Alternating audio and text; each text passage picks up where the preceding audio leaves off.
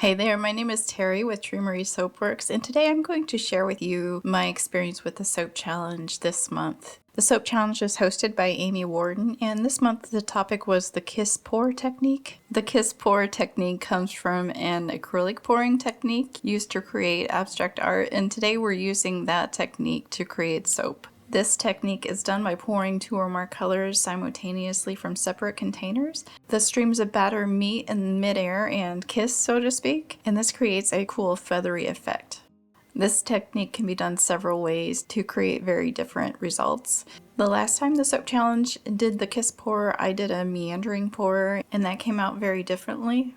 I have a video on that where I used snow for the liquid in that batch, so it's very unique, so check that out if you're interested. For this batch I decided to do my pours stationary and just basically do radiating circles from the center. In this video you can expect to see the pours, the cuts, and the beveling. I am not including the making of the soap or the planing of the soap, just for time's sake. I will be critiquing my batches throughout and giving tips along the way, so stay tuned so you don't miss anything.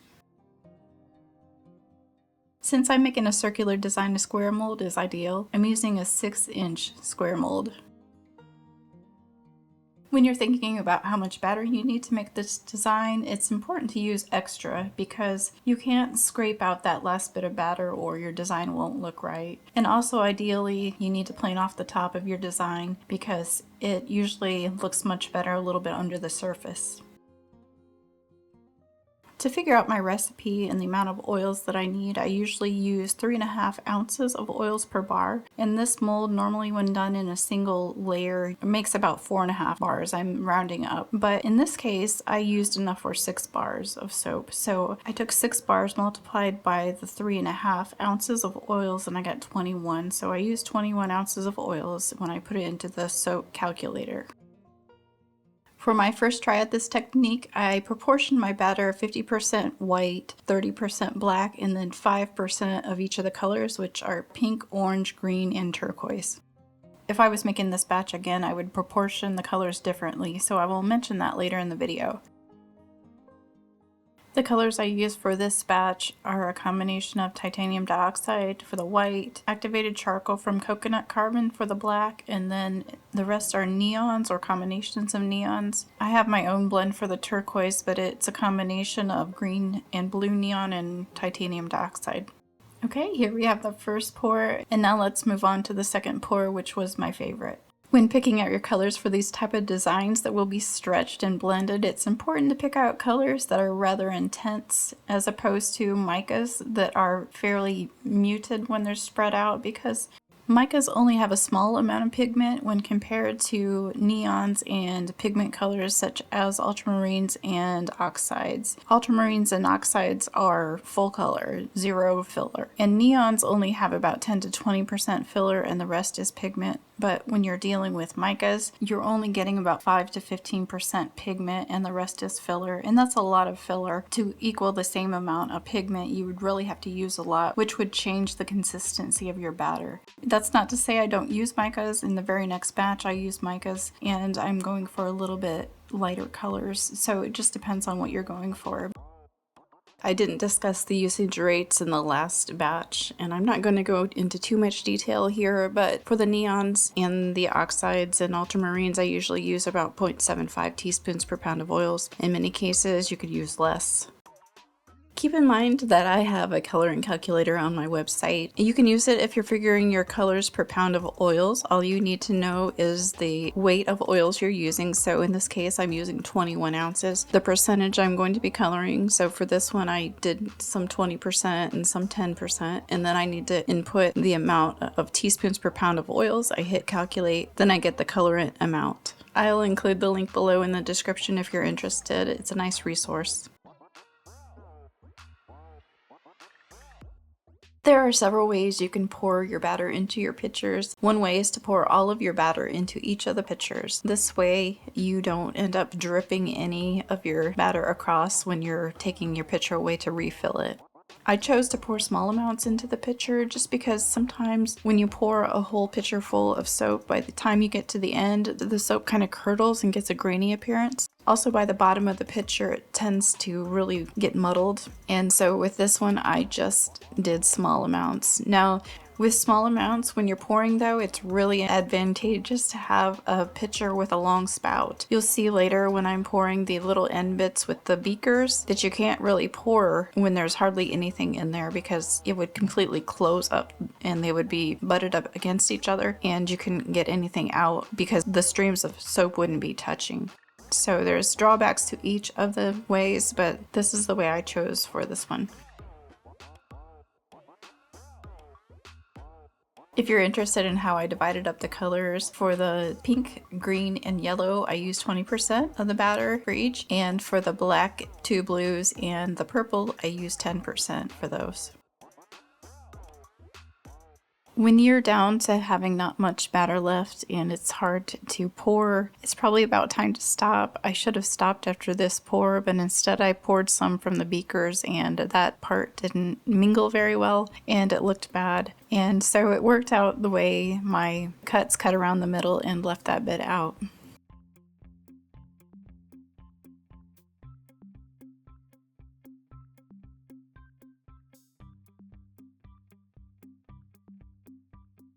For my last attempt at the kiss pour, I decided to change it up and do something a little different. I love the combination of purple and green, and so I did purple and green, pink and blue and white, and I portioned them all evenly, so 20% for each color.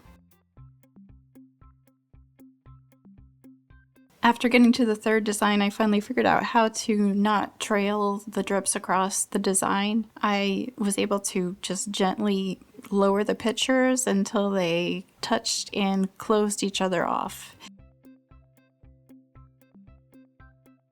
When using this technique, it's important to pick a slow-moving recipe and do everything you can not to get that recipe to accelerate. Pick fragrances that don't accelerate or essential oils that are even decelerating. Also, be very gentle with your stick blending. Only stick blend a little and then stir by hand and then see if it needs stick blended again and only do little pulses with your stick blender. Here, I let the trace get a little too far, and when I poured it, it was thicker compared to the other 2 batches, and I wasn't happy with the results. If you're looking for slow-moving recipes, check out the descriptions of many of my older videos. I include free recipes. Also, in this video description, I've included a link for one video that I speak about acceleration in the video, and then in the video description I give a free recipe. On my website, I have a few recipes available for sale, and those recipes include the measurements in grams and in ounces, and also the instructions. If the recipe has swirls, it was a slow-moving recipe. Just keep in mind that having a slow-moving recipe is just a good starting point. It doesn't guarantee your recipe is going to be slow-moving because there are other factors that figure into it, such as stick blending and fragrance.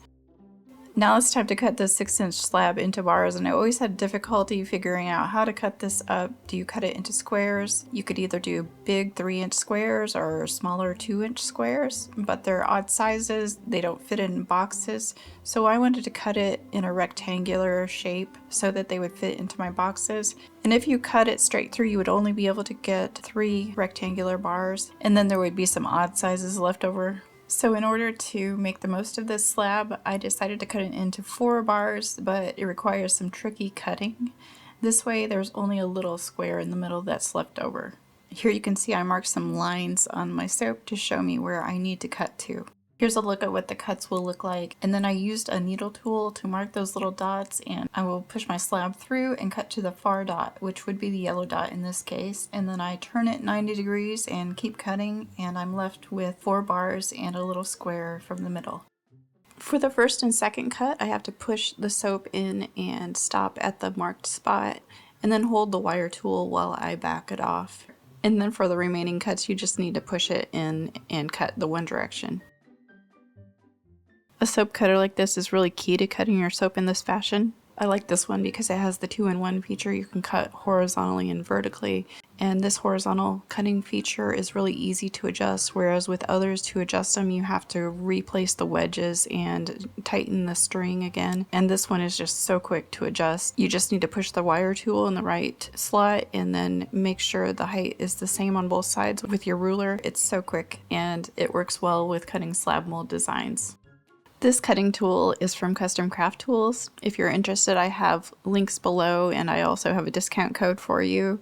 And I did do a review on this in one of my videos, so check that out if you want to see a little more in depth on why I was able to get rid of so many of my other cutters. I think it replaced 5 of my cutters, so I love it.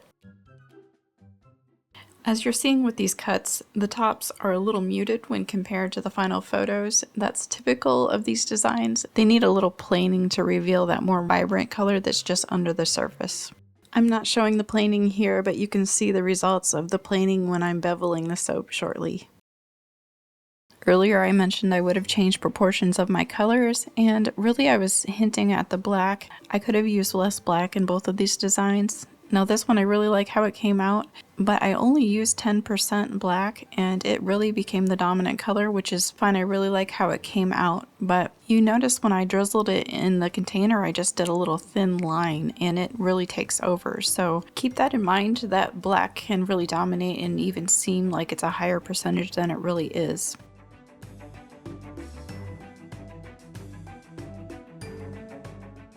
Now it's time for the beveling. I love this part. I have a new tool that I want to share with you. I've already beveled my first batch and I shared that on Instagram, so if you're interested I have left a link in the description for that. But here we are on the second batch and the second time I'm using this tool. I got this tool from Marina of Creamy Obsession. You can find it on her website and I left a link for that as well. There are 4 different blade cutting options and you can get different kind of edge cuts. Some are really fancy. I decided to go with the pretty plain and normal one that's the 45-degree cut.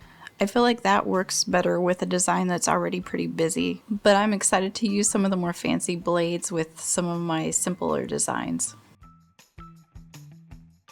With any beveler like this, you're going to have a little drag, and that may make a line on your bar depending on how hard your bar is when you bevel it.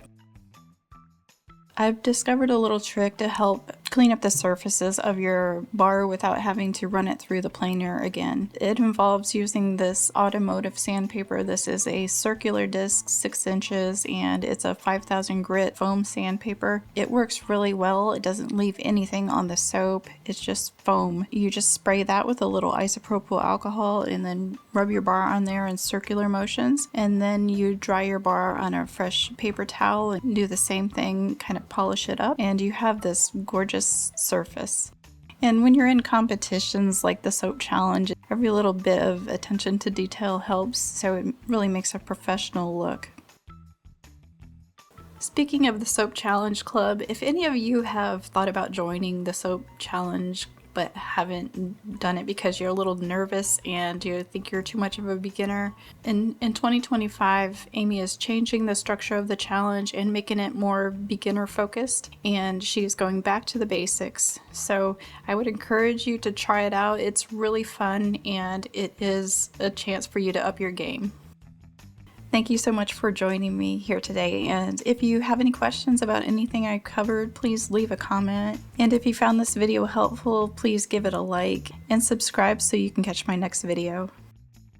And I want to say a special thank you to those of you who buy my soap and buy my recipes. That's really appreciated. Also, I have some affiliate links to products that I've mentioned, and if you check out the description below and you use those links, I get a little kickback from that just because I referred you. So I appreciate that. That helps out a little bit, and I am hoping to do more videos in the next year, so please stay tuned for that.